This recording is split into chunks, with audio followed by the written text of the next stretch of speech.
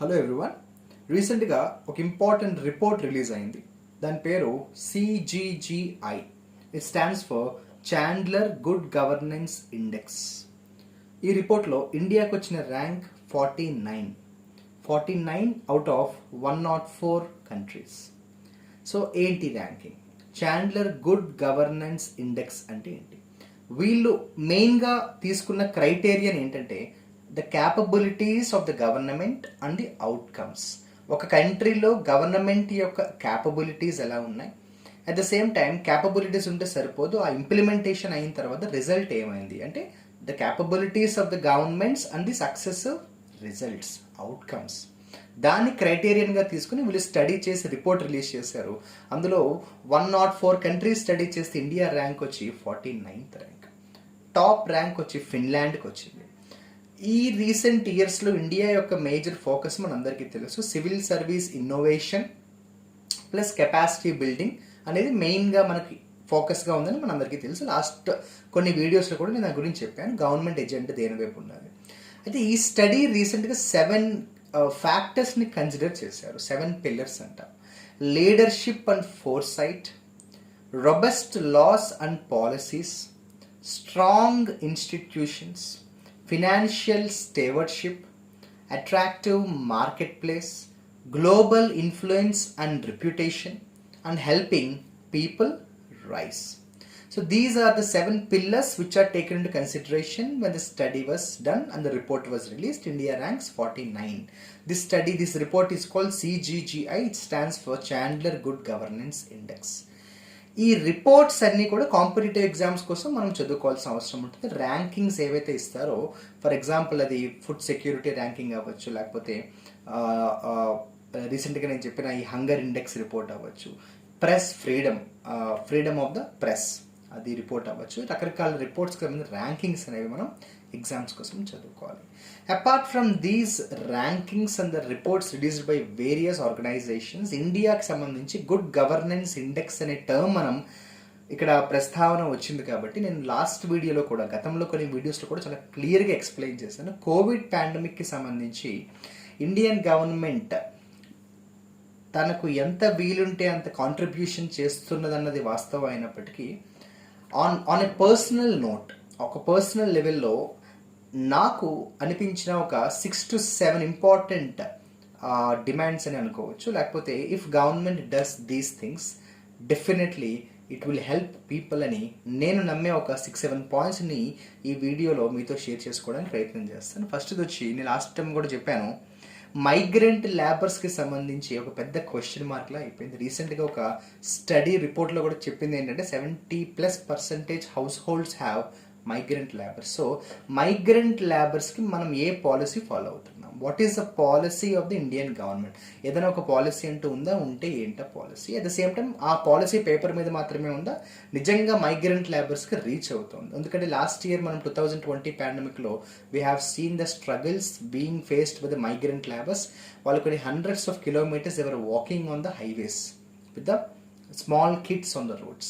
So వాళ్ళకి road మీద ఎవరైనా కనిపించిన వాళ్ళు ఇచ్చే ఫుడ్ లేకపోతే చేసే చిన్న హెల్ప్ తప్ప what is the major support given by the government? ఏదైనా ట్రాన్స్పోర్ట్ ప్రొవైడ్ చేయడం కానీ, ఇన్స్టెంట్ ఫుడ్ సప్లై చేయడం కానీ, పబ్లిక్ ఫుడ్ డిస్ట్రిబ్యూషన్ స్కీమ్స్ ద్వారా వాళ్ళకి ఏదైనా ఒక అన్నా క్యాంటీన్స్ లాంటి ఒక ఇన్స్టెంట్ ఆకలితో ఉన్న ఒక మైగ్రెంట్ లేబర్కి ఏదైనా ఫుడ్ మనం ఇస్తే ఆ పూట గడుస్తుందన్న హ్యాపీనెస్ తోటైనా అతను బతికుంటాడు. కనీసం అతను వాళ్ళ ఇంటి దాకా చేరేదాకా బతికుండడమే ఒక అచీవ్మెంట్ అయిపోయిన సందర్భం అది. సో మైగ్రెంట్ లేబర్స్కి సంబంధించి గవర్నమెంట్ డెఫినెట్గా చేయాల్సింది చాలా ఉంది అన్నది నేను నమ్ముతాను. రెండోది, ప్రైజెస్ ఆఫ్ కమోడిటీస్ తగ్గించాల్సిన అవసరం ఇప్పుడు చాలా ఉందని నేను నమ్ముతాను. ఎందుకంటే డెఫినెట్గా 100 రీజన్స్ ఉంటాయి ప్రైజెస్ ఆఫ్ కమోడిటీస్ ఇంక్రీజ్ అవ్వడానికి. Having some minimum meagre knowledge in economy, I definitely will not deny the fact that yes, reasons are always there, but ఇటువంటి పాండమిక్ టైంలో, క్రైసిస్ టైంలో కాకపోతే ఇంకెప్పుడు గవర్నమెంట్ చేయాల్సింది చేస్తుంది. ఎందుకంటే ఈ టైంలో ప్రైజెస్ ఆఫ్ కమోడిటీస్ ఎంత తగ్గిస్తే ఒక కామన్ మ్యాన్కి, ముఖ్యంగా పూర్ ఫ్యామిలీస్కి అంత హెల్ప్ అవుతుంది. Be it oil, pulses or any other wheat, whatever. So vegetables, fruits అంటే ఒక న్యూట్రిషన్ రీసెంట్గా కూడా నేను చెప్పాను, నేషనల్ ఫ్యామిలీ హెల్త్ సర్వే వాళ్ళు లేకపోతే ఫుడ్ సెక్యూరిటీ యాక్ట్ వాళ్ళు 1 సార్లు చెప్తున్నారు, ఈ టైంలో ఫుడ్ అనేది కరెక్ట్గా వెళ్ళాలి బాడీలోకి, లేదంటే ఇమ్యూనిటీ డెవలప్ అవ్వదు. సో ప్రైజెస్ ఆఫ్ కమోడిటీస్ ఇప్పుడు కాకపోతే ఇంకెప్పుడు తగ్గిస్తారు, తగ్గించాల్సిన టైంలోనే ప్రైజెస్ అనేవి తగ్గించాలి. This is the we have the డైర్ need అన్నది నేను ఈ వీడియోలో షేర్ చేస్తున్నాను. At the same time medical facilities. Today there are hospitals having no oxygen cylinders, and I'm not the first person and I'm not going to be the last person to blame that, but still medical facilities, minimum facilities ప్రతి common మ్యాన్కి reach అయ్యేలా ఉండాలి అన్నది nobody can deny the fact. And yes, government has utterly failed. There is no second debate on it, whether it whatever political party, whoever is the head leading the political party, the politics గురించి మాట్లాడే సందర్భము అస్సలు కాదు. This is not the time to politicize the facts. We have to talk about the facts right now. So medical facilities provide చేయడంలో utter failure కనిపిస్తుంది. Medicines కొనే దగ్గర కానీ, మెడికల్ ఫెసిలిటీస్ కొనే దగ్గర కానీ, అవైలబిలిటీ ఆఫ్ ద డాక్టర్స్ కానీ, వాళ్ళకు ఉండాల్సిన సపోర్ట్ కానీ, absolutely there is a lack of preparedness from the government side అన్నది నో డౌట్ అబౌట్ ఇట్. ఇక నెక్స్ట్ ఒక డిమాండ్ అనుకోవచ్చు, ఫ్రీ వ్యాక్సినేషన్ అమ్మ. ఎందుకంటే vaccines have to be given to the people free of cost. ఇప్పుడున్న covid పాండమిక్లో there are people who can't even afford the vaccine. So there is absolutely the necessity to make sure the people are at least living.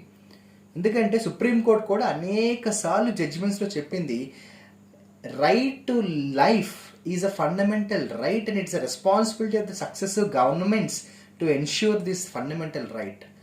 Minimum బతకాలి అంటే vaccination ఉండాలి అని చెప్తున్నప్పుడు ఆ వ్యాక్సినేషన్కి కావాల్సిన support government ఇవ్వకపోతే ఎవరు ఇస్తారు?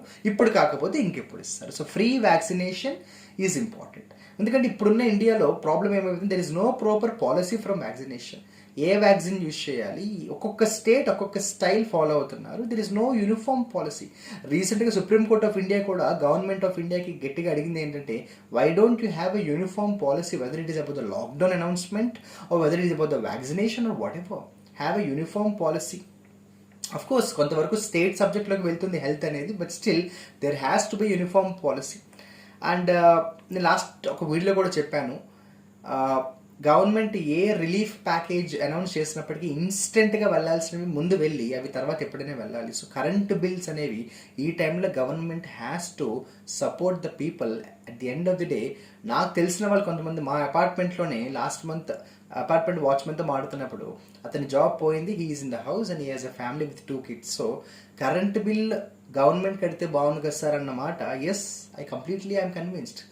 ఇప్పుడు ఇటువంటి సిచ్యువేషన్లో government has to definitely support the people, especially the poorest of the poor people. So current bill లాంటిది గవర్నమెంట్ రెస్పాన్సిబిలిటీ తీసుకుంటే అది చాలా హెల్ప్ అవుతుంది, చాలా ఫ్యామిలీస్కి అది హెల్ప్ అవుతుందని నేను నమ్ముతాను.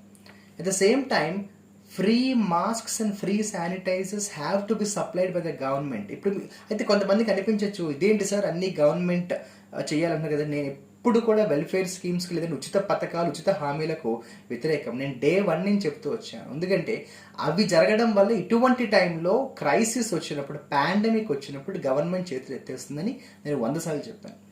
So this is the proof, నేను చెప్పింది నిజమైంది. So free masks, free sanitizers అనేవి ఇప్పుడు గవర్నమెంట్ సప్లై చేస్తే అది పీపుల్కి చాలా హెల్ప్ అవుతుంది. I personally know many people who can't afford a sanitizer bottle, forget about masks.